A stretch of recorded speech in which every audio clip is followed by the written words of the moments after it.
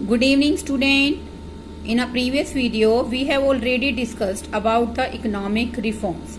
Under economic reforms, there are three elements: liberalization, privatization and globalization. Liberalization का meaning क्या बताया बच्चों मैंने कि हमारी इकोनॉमी को जो अननेसेसरी कंट्रोल्स हमने लगा रखे उन सबसे फ्रीडम प्रोवाइड करना क्या कहलाता है बच्चों? Liberalisation. Under liberalisation there are many reforms in different sectors. We have already discussed two reforms in a previous video under liberalization. First one is industrial sector and second one is financial sector. Then we are going to discuss the third point, fiscal reforms. Fiscal reforms क्या होते हैं बेटे? यानी कि basically राजकोषीय सुधार. When we are talking about the fiscal reforms, then it is necessary to know the meaning of fiscal policy. Fiscal policy जैसे कि नाम से ही आपको पता चल रहा है, it relates to the government. Physical policy होती है बच्चों राजकोषीय नीति. यहाँ पर जो फिजिकल पॉलिसी है बेसिकली वो किससे रिलेटेड है? गवर्नमेंट के रिवेन्यू मैंने टैक्स और अदर नॉन टैक्स रिसीव से रिलेटेड है, as well as the expenditure of the government known as physical policy. राजकोषीय नीति का अर्थ क्या है? सरकार की आय और व्यय से संबंधित जो भी हमारी नीतियां हैं बेटे हम उनको क्या कहते हैं? Physical policies. Physical reforms relate to revenue and expenditure of the government. Physical reforms राजकोषीय सुधार किससे संबंधित हैं? सरकार की आय और सरकार के खर्चों से संबंधित हैं. Tax reforms are the principal component of physical reform. बेटे जो करों में सुधार किए गए बेसिकली वो हमारी फिजिकल रिफॉर्म्स के मुख्य आधार हैं. देखो बेटे broadly taxes are classified in many types but in this topic taxes are of two types. First one is direct tax and second one is indirect tax. Direct tax are those tax which burden cannot be shifted into others. अब देखो बेटे cannot be shifted onto others का मतलब यहाँ पर क्या है बेटे? प्रत्यक्ष कर वो कर होते हैं जिन करों का बोझ हम लोग किसी दूसरे व्यक्ति पर ट्रांसफर नहीं कर सकते. It is known as direct tax. For example income tax हो गया बच्चों, आयकर हो गया, वेल्थ टैक्स हो गया और हमारा धन संपदा का कर हो गया. One who pays such a tax himself bears the burden of it. इसका मतलब क्या? जिस पर ये कर लगाया जाता है उसी व्यक्ति को ये पे करना पड़ता है. बेटे देखो जो भी व्यक्ति इनकम अर्न करेगा चाहे वो बेसिकली एंटरप्रेन्योर है बच्चों, चाहे वो सर्विस प्रोवाइड कर रहा है सर्विस टैक्स पे कर रहा है, वेल्थ के लिए वेल्थ टैक्स पे कर रहा है, जो उसके पास धन संपदा है उस पर कर पे कर रहा है, तो बेटे उसी को ही पे करना पड़ेगा जिस पर लगाया जाएगा. Second one indirect tax. Indirect tax कौन से टैक्स होते हैं? Levied on goods and services, जो वस्तुओं और सेवाओं पर लगाए जाते हैं. Indirect tax are those tax the burden of which can not be shifted to other person. जिनका बोझ हम लोग दूसरे व्यक्तियों पर ट्रांसफर कर सकते हैं. Like the example of GST. GST क्या है बच्चों? Goods and service tax, custom duty. One who पे सच अ टैक्स बेसिकली इसका बर्डन हम लोग किस पर? दूसरे व्यक्ति पर ट्रांसफर कर सकते हैं. फॉर एग्जाम्पल एक shopkeeper paying GST in a government account can shift the burden of the tax onto the final buyers of goods by adding the tax amount to the basic price of the goods sold. तो कहने का मतलब क्या है बच्चों? जो GST है shopkeeper क्या करता है? गवर्नमेंट के अकाउंट में पे करता है.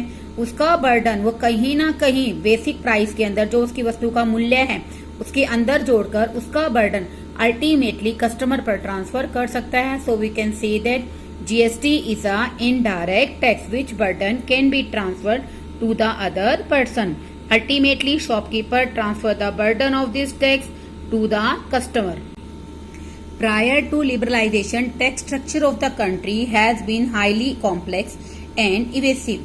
देखो बेटे लिबरलाइजेशन से पहले हमारा जो टैक्स स्ट्रक्चर जो कर संरचना प्रणाली थी बेटे बहुत ज्यादा कॉम्प्लेक्स जटिल थी और कहीं ना कहीं बेसिकली समझ से क्या थी लोगों के बाहर थी.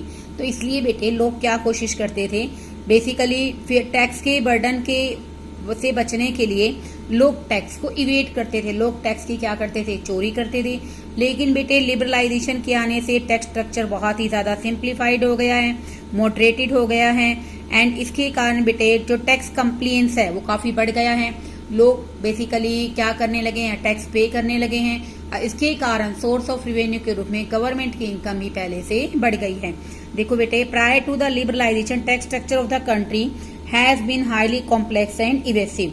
तो बेटे प्रायर टू लिबरलाइजेशन उदारीकरण से पूर्व जब हमने न्यू इकोनॉमिक रिफॉर्म्स में लिबरलाइजेशन को नहीं अपनाया था तो टैक्स स्ट्रक्चर बहुत ही मुश्किल था, जटिल था उसको समझना.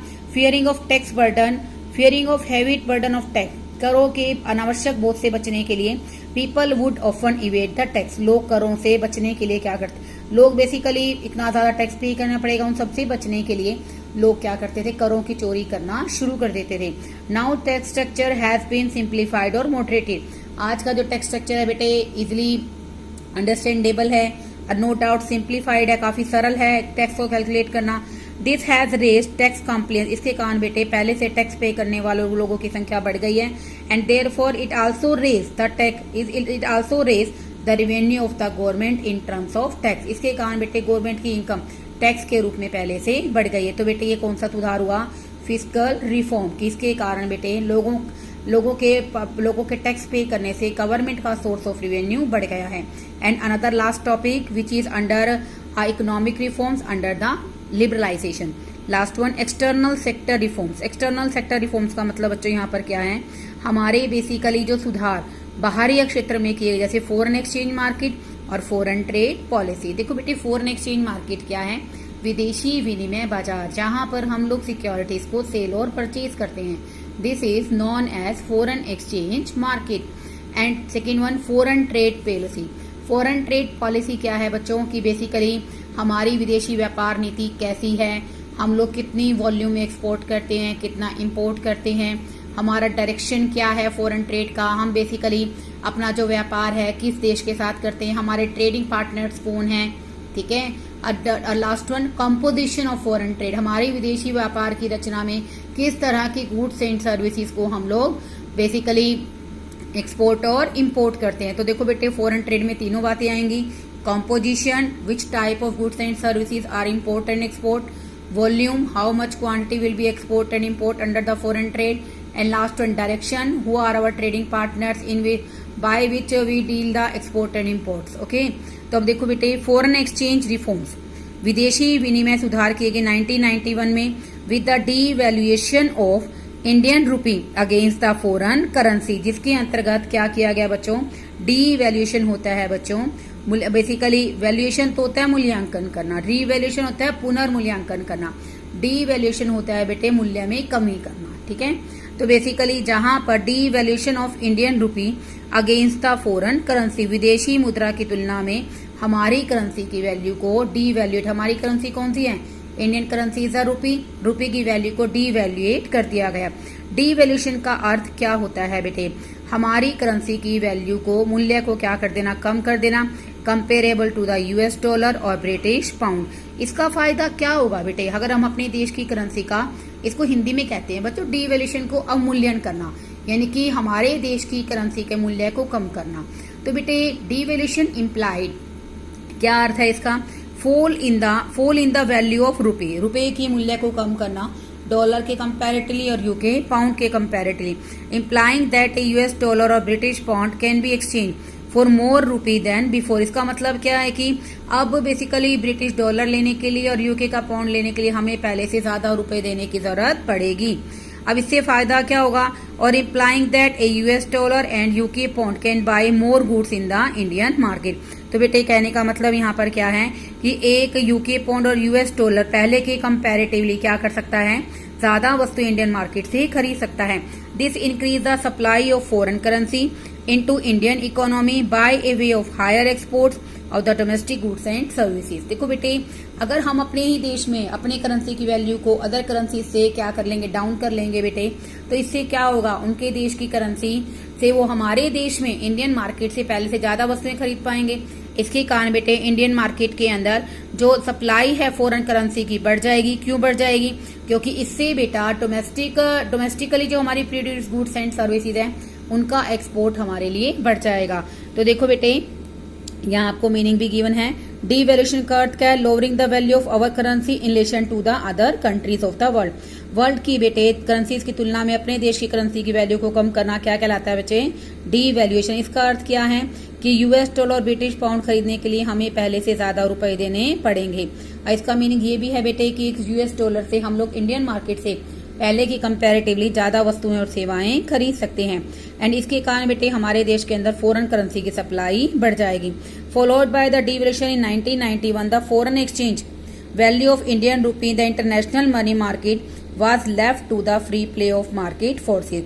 डीवैल्यूएशन अवमूल्यन का फॉलो करते हुए बेटा अपनाते हुए 1991 में बेटा एक्सचेंज वैल्यू थी इंडियन रुपए की अंतर्राष्ट्रीय बाजार में, उसको किसके भरोसे छोड़ दिया गया?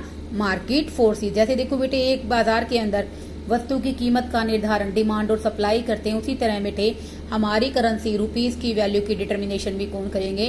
Demand for the rupees as well as the supply of the rupees can be determined the price of the currency and presently exchange rate is determined by the. तो बेटे इसलिए जो एक्सचेंज रेट है इसका डिटर्मिनेशन कौन करता है बेटे? हमारी market forces, demand and supply in the international exchange market. तो बेटे इस तरह से हमने एक्सटर्नल सेक्टर में विदेशी विनिमय बाजार के अंदर क्या किए? सुधार किए। और लास्ट वन है स्टूडेंट हमारा फॉरेन ट्रेड पॉलिसी। अब देखो बेटे in a foreign trade policy है substantial change in the wake of liberalisation. Liberalisation के आने से बेटा उदय होने से बहुत अधिक परिवर्तन हमारी विदेशी व्यापार नीति में भी आया। जितने भी टैरिफ रेस्ट्रिक्शंस थे उनको काफी मॉडरेट कम कर दिया गया। और बेटे पर्टिकुलर कुछ गुड्स एंड सर्विसेज थी जहां पर बेसिकली हमने क्या किया? टैरिफ रिस्ट्रिक्शन को हटा दिया। इंपोर्ट और एक्सपोर्ट पर काफी हद तक क्या कर दिया? खत्म कर दिया। Instead of policy of protection to the domestic industry, हमने बेटा जो पॉलिसी ऑफ प्रोटेक्शन थी डोमेस्टिक इंडस्ट्री की उसको अपनाने की बजाय now there is the policy of survival of the fittest, यानी कि अपने आप को सर्वाइव करने के लिए, जीवित रखने के लिए फिटेस्ट का मतलब क्या है? कि हम हर एक इंटरनेशनल कंपटीशन को अपने लेवल पर हैंडल कर सकें, उस तरह से अपने आप को बनाने की कोशिश की गई। क्योंकि बेटे जो हमारे 1950 से 1990 तक जो पॉलिसी अपनाई गई थी उसमें बेटा हमने प्रोटेक्शन को फॉलो किया था, जिसके कारण बेटे हम लोग सर्वाइव कर पाए थे। जैसे ही प्रोटेक्शन को हमने क्या किया बेटे? विड्रॉन किया, तो धीरे धीरे हमारे देश के अंदर जो हमारे देश में बनी वस्तुएं थी लोगों ने उनसे पीछा छुड़ाना शुरू कर दिया था। तो देखो बेटे इसके अंतर्गत हमने क्या किया कि पॉलिसी ऑफ प्रोटेक्शन नहीं अपनाएंगे, हम लोग सरवाइव करने के लिए अपने आप को टेक्निकल कॉस्ट एडवांटेज के मामले में क्या करेंगे? फिट करेंगे, ताकि हमारे देश में बनी वस्तुएं इंटरनेशनल मार्केट में कंपैरेटिव कॉस्ट पर बेची जा सके। And market competition has replaced, market competition ने बेटे क्या किया? धीरे धीरे जो हमारी कोटा की पॉलिसी थी, टैरिफ की पॉलिसी थी, उसको भी कहीं ना कहीं खत्म कर दिया। Efficiency the benchmark of growth, note simply expansion. तो बेटे हमारी जो एफिशिएंसी थी, जो कुशलता थी, हमारे विकास का बेंचमार्क, एक चिन्ह बन गई, ना कि केवल एक्सपेंशन करना। तो बेटे इतने सारे सुधार के कारण हमारी अर्थव्यवस्था पहले से काफी, तो इसके कारण जो हमारी अर्थव्यवस्था थी वो पहले से काफी कॉम्पिटिटिव बन गई थी। तो बेटे मैंने आपको जो एलपीजी पॉलिसी का फर्स्ट एलिमेंट था लिबरलाइजेशन, उसको कम्प्लीटली इस वीडियो के अंदर कंप्लीट आपको डिस्कस कर दिया है। अगर बेटे फिर भी आपको कोई दिक्कत रह जाती है तो आप उससे पूछ सकते हैं। Okay, thank you students.